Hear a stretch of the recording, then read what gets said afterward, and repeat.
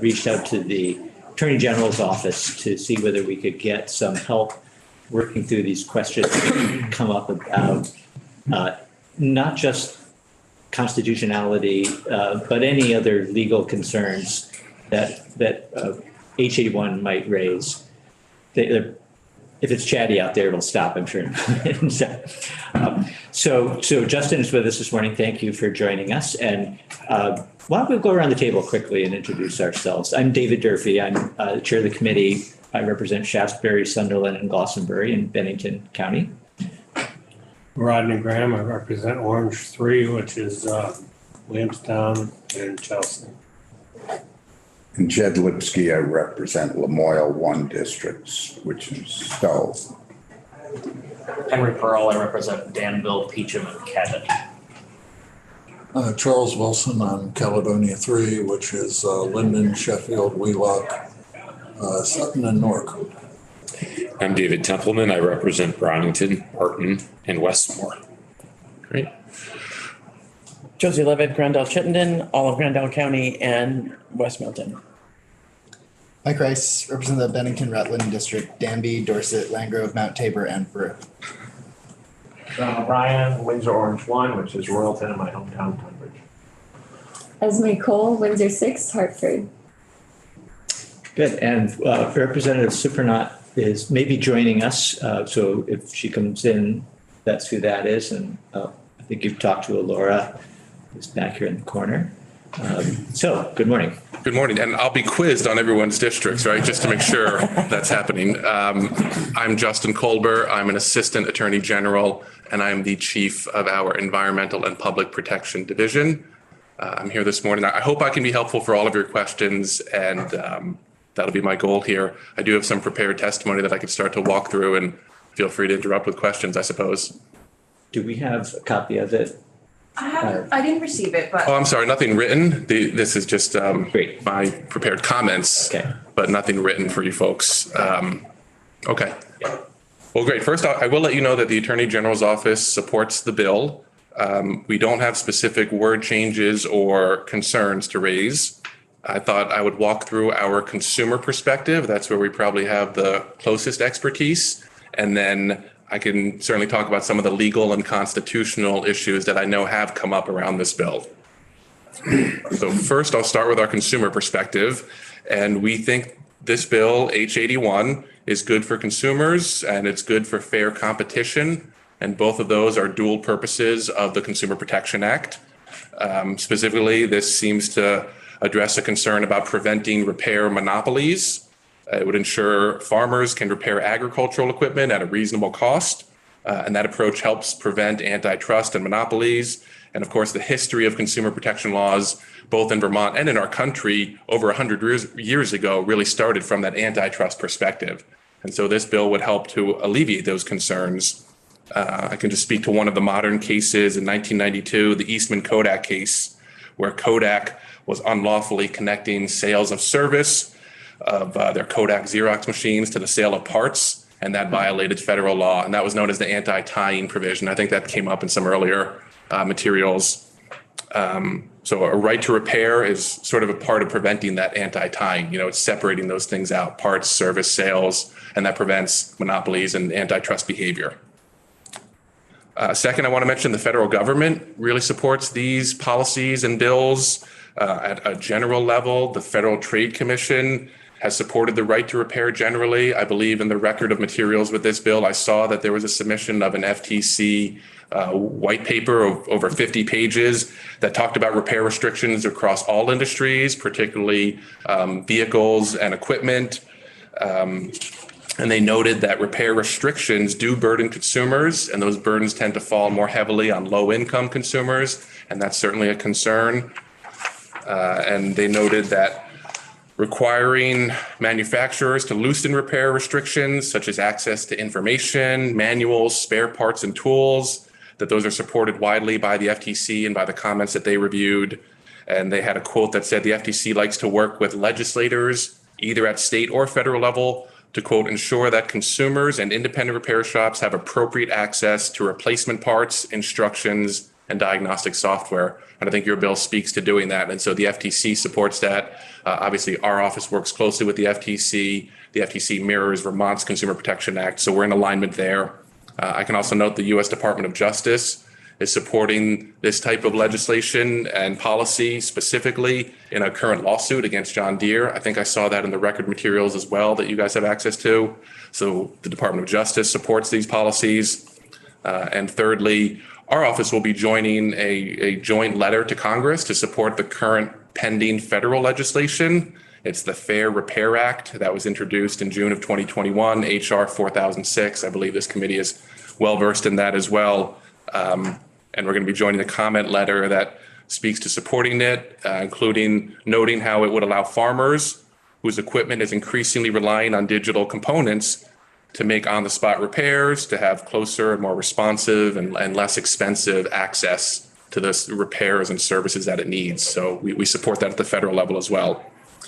More specifically to the bill and our reference to Consumer Protection Authority, I note that there is a provision in here that makes it an unfair or deceptive act if anyone violates H81. We refer to that as the per se violation provision. If someone violates a law, it's considered a per se violation of our Consumer Protection Act. We've seen that in lots of other statutes, so it's totally fine that it's in this bill here. And I noted that you noted our authority to make rules or take enforcement actions as appropriate. We already have that authority under the CPA, and it's fine to mention that here as well. So our reference in this bill is fine, and we support that as well. So that was the consumer perspective. I'll shift now to some of the broader, maybe legal and constitutional questions that have come up, and I can walk through some of those as well. And I can start by saying that, again, I reviewed the record materials, and I did note that David Hall had prepared a pretty thorough 25-page memorandum from 2018 that you all have access to. And I can say generally we support that. And but I'll walk through sort of our perspective on some of those similar points. I'm going to start with the Dormant Commerce Clause. I'm going to assume some familiarity with David Hall. I did watch his testimony last week, and I noted that he walked through a lot of these same topics that I'll cover for you. But I'll highlight it from our perspective, and I'll just jump right into it. First, this bill, you're not facially discriminating when it comes to state and interstate commerce, meaning you're not mentioning Vermont by state versus New York by state. That's the highest level of concern for the Dormant Commerce Clause. If the bill had said, well, only Vermont companies have to do XYZ or don't have to do XYZ. This bill doesn't touch that. So we're not in that first concerning box. So since it's what is referred to as facially neutral, we're in this lower box of analysis for the Dormant Commerce Clause. It's referred to as the Pike test. Pike is just the name of the U.S. Supreme Court case from 1970, and it's a balancing test. And it says generally facially neutral laws that may require different conduct from out-of-state actors will be upheld unless a challenger can show, quote, the burden imposed on the commerce is, quote, clearly excessive in relation to the putative local benefits. So what does that mean? It means that this burden that you're putting on out-of-state companies has to, it confers an in-state advantage to the Vermont counterparts. So the test has been interpreted to mean, quote, a distinct competitive advantage to your in-state counterparts. So the question to be, for example, because of this bill, let's say Vermont Acme Farm Company, are they now somehow at a competitive advantage? Do they get a benefit, or do they get to do something easier than New York Farm Equipment Company does? And I don't see how that happens. This law applies equally to all companies selling farm equipment, whether you're in Vermont or out of Vermont. There's no special benefit to a Vermont-only company. That would be the concern under the Pike test. So because the burdens here are being shared equally among all farm OEMs, whether you're based in Vermont, New York, Michigan, Wisconsin, we don't see how a court would see that as a burden that's clearly excessive to the local benefits. And again, the local benefits here are things like protecting consumers, you're helping to lower costs, maybe there's health and safety around access to equipment. All of those are appropriate benefits and state police powers to cover. So that's the first major part of the Dormant Commerce Clause. There's another part that's referred to as extraterritoriality. I think that was discussed as well. And that's a question of, is Vermont trying to regulate, or or trying to control commerce really outside of its boundaries? Or is this really trying to stop what New York or Michigan or New Jersey, I'm from New Jersey, what other states are doing?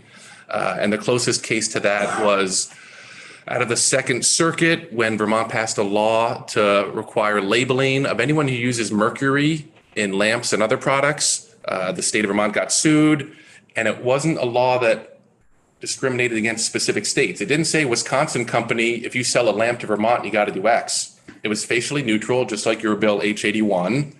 And it just said, if you're selling a product to Vermont, you have to do what the law requires, just like H81 says. And the court in the Second Circuit said, well, yeah, to the extent that an out-of-state company is, quote, required to change its business practices on a national level, that's only because, quote, the manufacturers are unwilling to modify their production and distribution systems to differentiate between Vermont-bound and non-Vermont-bound lamps. So applying that to this bill here, again, you're not telling a company in another state they have to do X, Y, Z as a national system. You're only saying if you are going to sell parts and equipment and make those services available to Vermonters, then you have to also provide the right to repair services. Doesn't say you have to do that in California. It says if you're coming to Vermont to do business, you have to do that in Vermont. So again, wouldn't see how a court would suggest that that's Vermont trying to regulate or control national business outside of its boundaries. And on that point, I'll note in some of the record materials, George Slover, the senior policy counsel from the Consumers Union, who's a constitutional lawyer for the U.S. House Judiciary Committee. He cited a lot of other cases there that, we would agree with his analysis and his cases. Those cases are all very supportive. So you can go to his memo for more examples of that. So I won't go into more detail here. I would next move on to the First Amendment. I know there was a question there.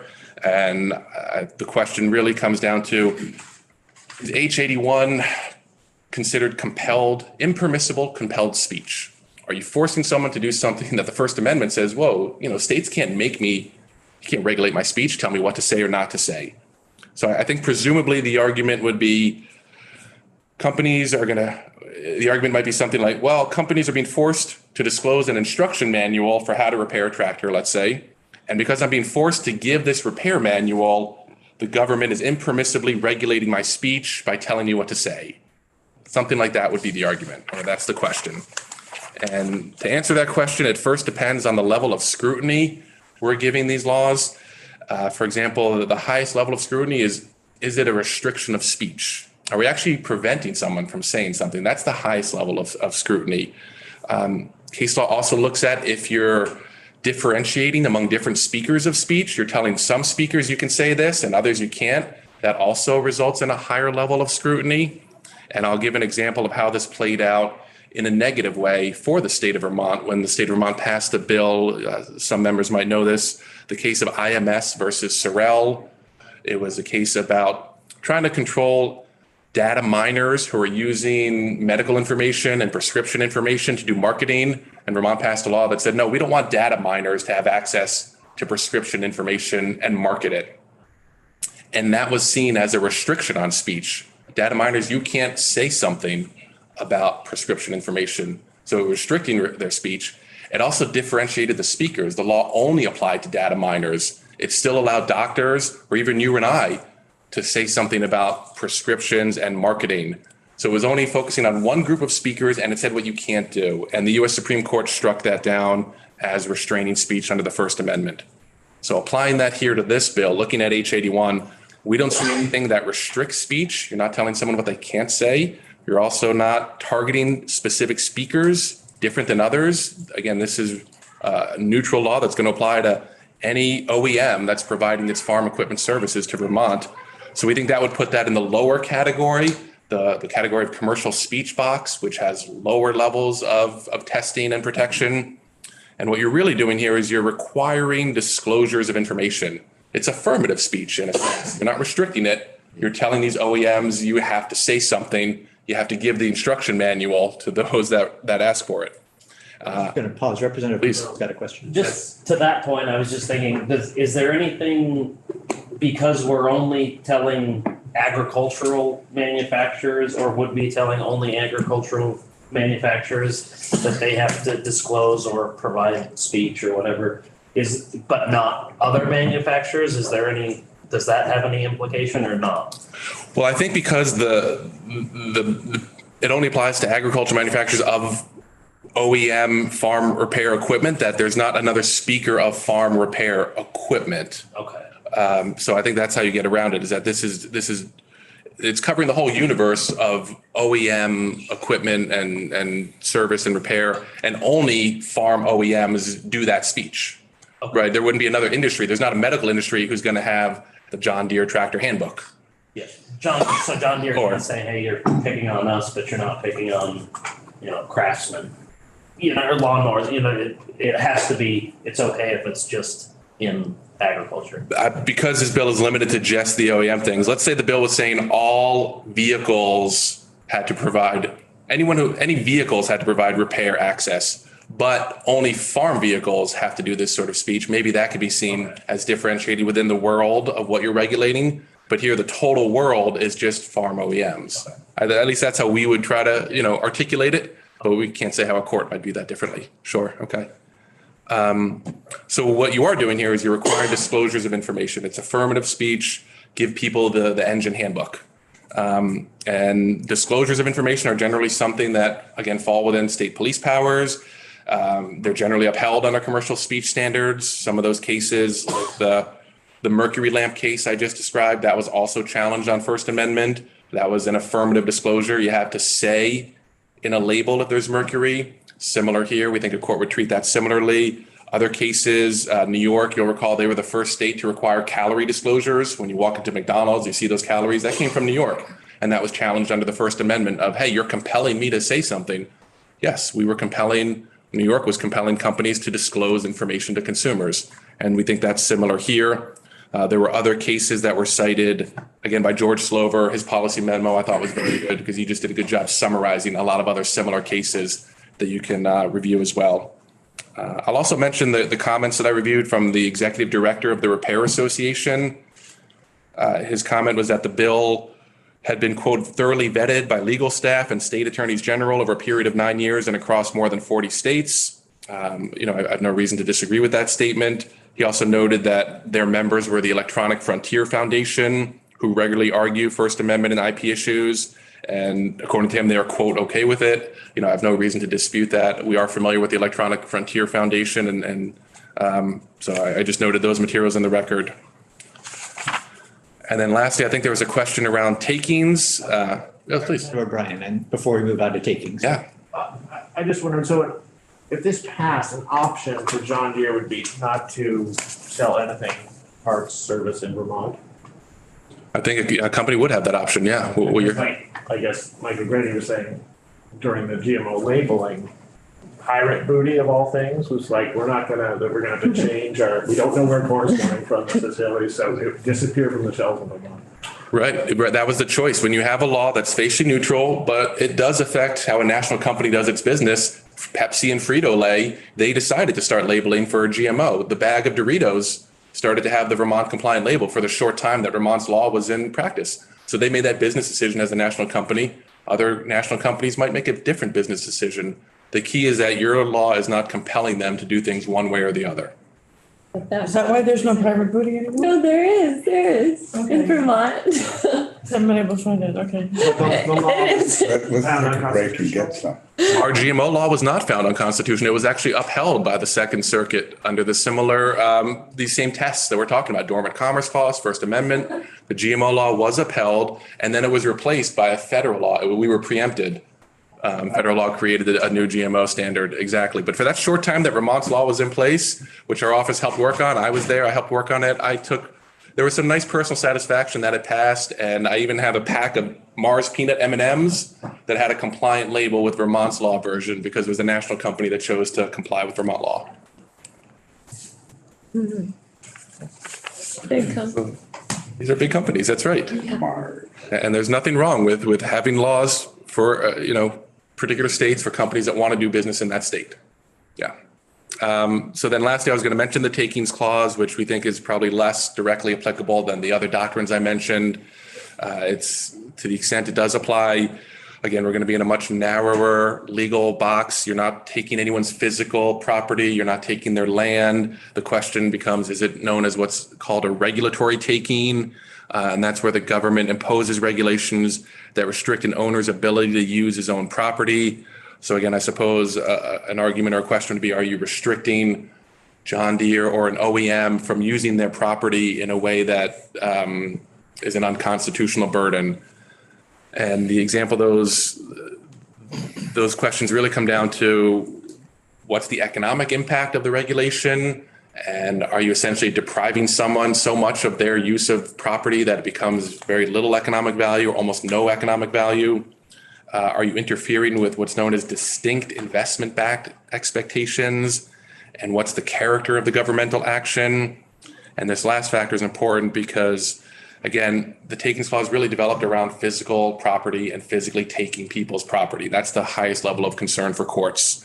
And the more that something can be characterized as physical invasions, as opposed to, quote, some public program adjusting the benefits and burdens of economic life to promote the common good, well, if it's in that latter box, there's less concern. And so we would view this bill as being more along the lines of a regulatory program that's adjusting benefits and burdens of economic life to promote the common good. You're not interfering with land or physical property. Again, you're really just requiring disclosures, fair access to parts, pricing conditions. The closest case that we thought might apply was a U.S. Supreme Court from 1984 against Monsanto, when EPA required a pesticide disclosure. And Monsanto challenged that and said, you can't make us disclose within our pesticides. You're interfering with our use of property and our use of investment expectations. And the U.S. Supreme Court upheld it. Again, they balanced the state interest or the government interest to protect consumers, to promote fair competition. They said that it was, quote, simply routine disclosure of economically significant information designed to forward an ordinary regulatory purpose.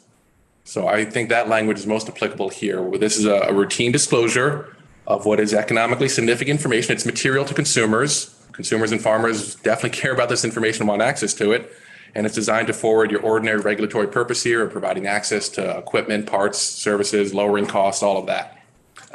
So there are other cases and comments submitted in the record on takings that I would say we agree with as well. And with that, we wouldn't flag anything as a concern on any of these issues. Again, I wouldn't have word language for you.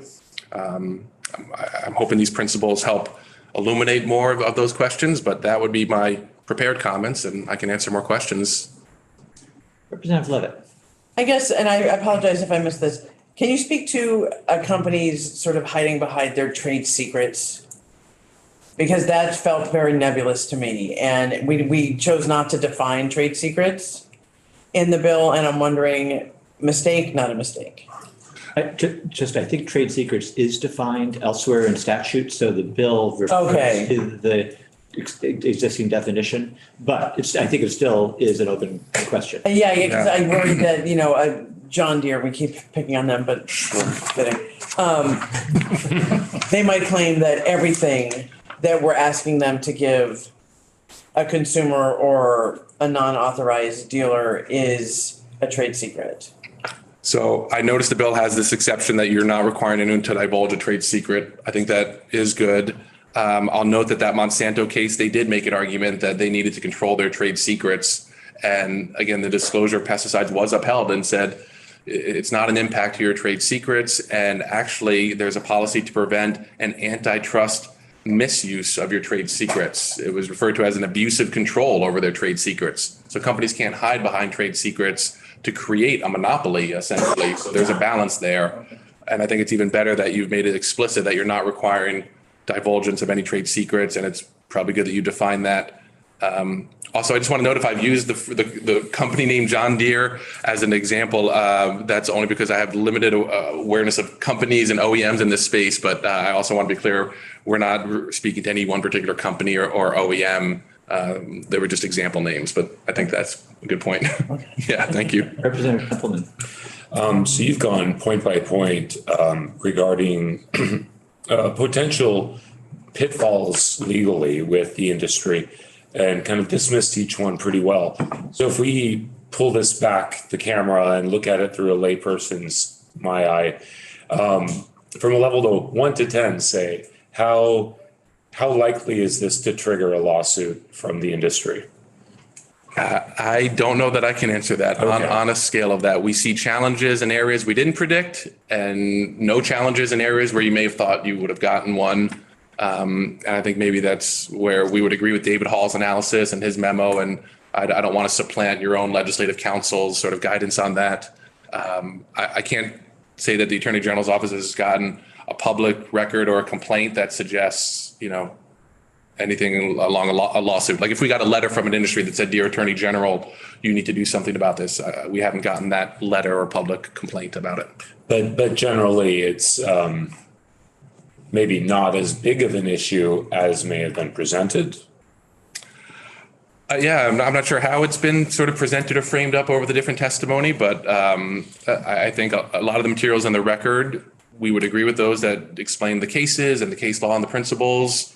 And I don't know that I've seen too much in the record that goes against that. And you're not too concerned about saying yes to this. Right. Yes, Yeah. correct. We wouldn't say that there's a red flag provision or it needs a wordsmith change to withstand any of these challenges. Okay. Yep. Representative Graham and then Representative O'Brien. So in this bill, there's a lot of wording that says fair and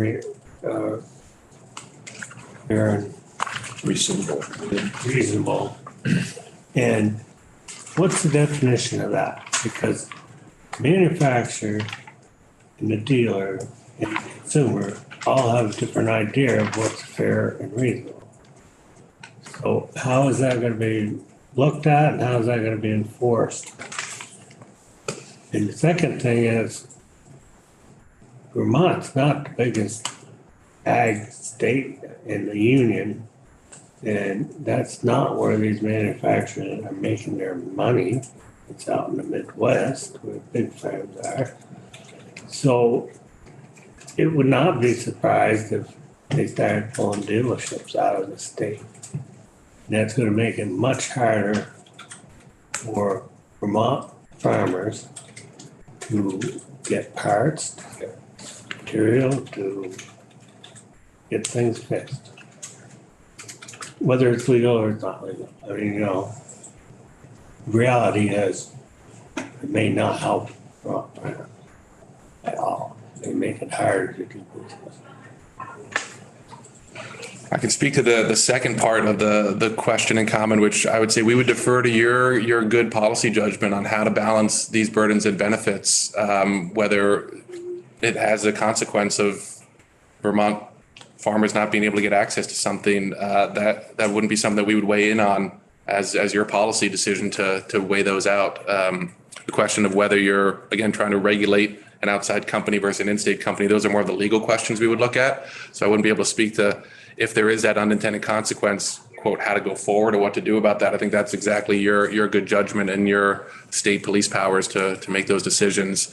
And then on the first part of the question, can you remind me again? Who's going to determine fair and reasonable? Fair and reasonable, yes, thank you.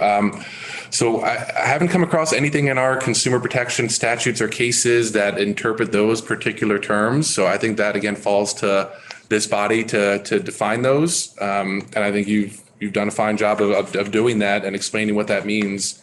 I think that's the province of this body to do that. So I can't say that there's a specific consumer definition of what fair and reasonable means in this context or generally. Representative O'Brien had his hand up, but Representative Cole, did you want to follow up on this question? I thought that in the most recent draft, David Hall cut that fair and reasonable piece. Not cut. Oh, okay.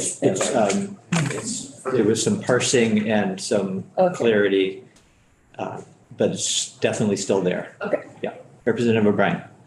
How does the Commerce Clause work with global OEM? So, out of our country, because a lot of the forestry equipment comes from Quebec or Sweden, or what we've heard. So is it the same principle or is it totally different?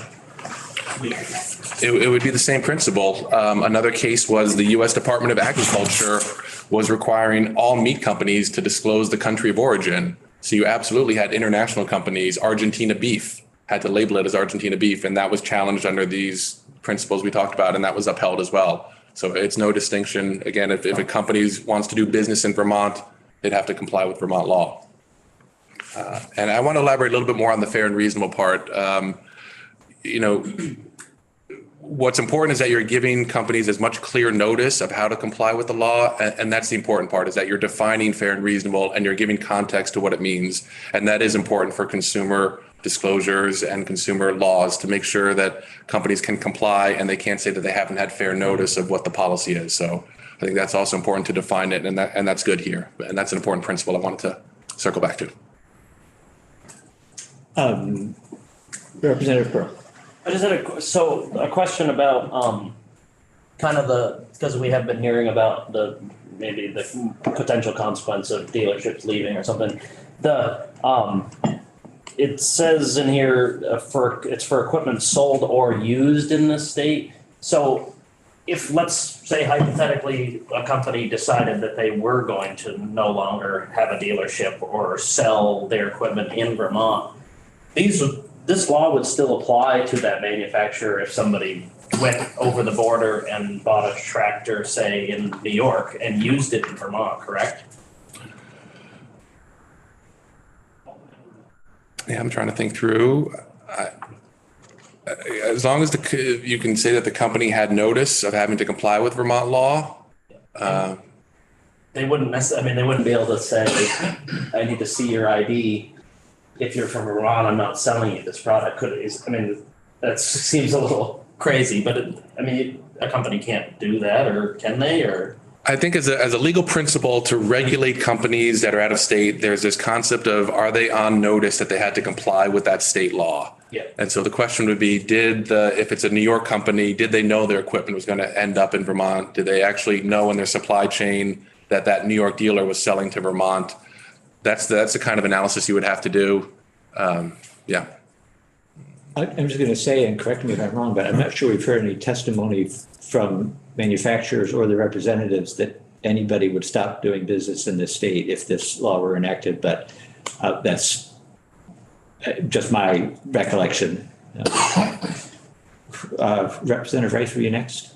I was along the same lines, even if, and we have not heard this from them, but even if the manufacturers all decided to pull all of their dealers from Vermont, they would still be compelled to provide, we're saying they need to provide to independent repair shops the same things they provide to dealers. And so they would still be compelled to provide those to independent repair shops in Vermont. So again, I would think if the company knows that it's working with an independent repair shop in Vermont, then they would be on notice that they have to comply with Vermont law. Representative Levitt? I guess I had a question about then the effective date, because we were talking yesterday about when did farm equipment become something that needed motherboards? And so if we go back in time and say, okay, this tractor you bought 30 years ago that has a motherboard, how does that affect giving people enough notice to know that this is now the Vermont law? So retroactivity can apply if it's explicit. And I don't know that this law is saying that the law itself is retroactive. I think you're asking if the equipment was just reasonably known at the time that they need a replacement part or something. Again, it comes down to whether the company has notice of that. If you want this to be retroactive for some specific component of it, you just have to be explicit about that. Representative O'Brien. So are there sort of international agreements then, like even if Vermont doesn't show up on, Fiat makes farm equipment, or there's a timberjack company in Quebec, if I buy used farming or forestry equipment and bring it to Vermont to use, those companies, even though they don't do business, specifically in Vermont, no dealerships, they still have to support essentially their customers wherever they are. Is that the way it is now? I'm probably not as well versed on the sort of OEM supply chain of how that would work with international agreements. Again, the legal principles would have to be, are the companies on notice that there is a duty for them to comply with the Vermont law? Are they receiving a benefit in Vermont? Are they selling to Vermont? Wherever that falls in the supply chain. Other questions? Earlier, when you were talking about the Commerce Clause, maybe it wasn't in that section. So, I don't want to, maybe misframing it here, but there's nothing in, I guess what's obvious is there's nothing in existing federal law, antitrust law that says, oh, this is monopoly, it's a problem.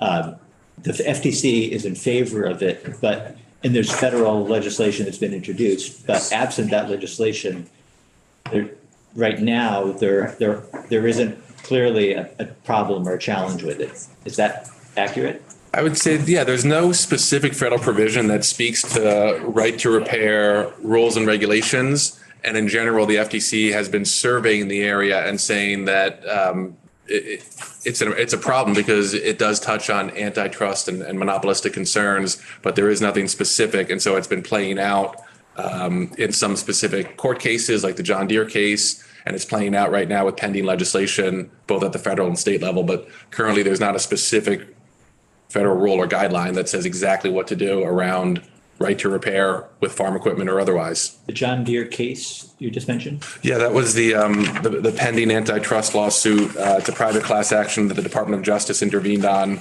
I saw it in the record materials. I don't have more of the case brief, but it's pending right now. I think it's out of somewhere in the Midwest. Yeah. Okay, good. Yeah. I will look for that, but that's gets at my question. I just have one more quick one. So I don't know how much you know about the history of the right to repair with automobiles in Massachusetts with that law. So we were wondering, at what point did the ports for diagnostic equipment, the sort of universality of the diagnostic stuff, was that subsequent federal law?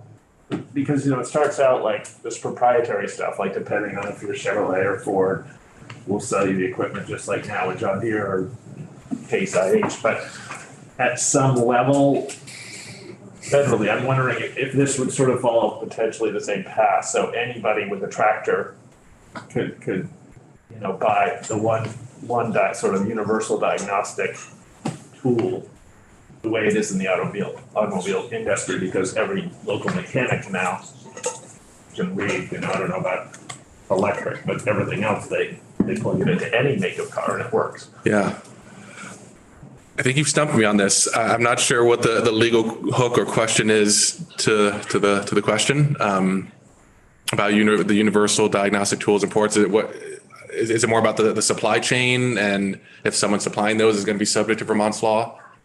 I'm not sure. I'm just wondering if historically you would follow the sort of post-Massachusetts right to repair. I have not. And it must have changed at some point, because I don't think it started out as universal. It was probably more like this, with each manufacturer having their own specific diagnostic tools, and then at some point it became federally universal. Okay. And I just wondering how we could potentially get there too. Gotcha. I don't know. I've had time just to dive into H81 and some of these materials, so I can look and follow up perhaps, but I don't know. Okay. Good. Any other questions? We really appreciate your time and insights, helpful information. So thank you. For sure. I'm glad it was helpful. Thank you. Incredibly helpful. Thank you very much. Great. Excellent. Nice to meet everyone. Yeah, nice. And good luck. So we have, just wanted to, we've got a little bit of time. Our next agenda item starts at 11, so we'll definitely want to take a little break. But just before we do that, see whether there are any thoughts, questions, like where we are with this.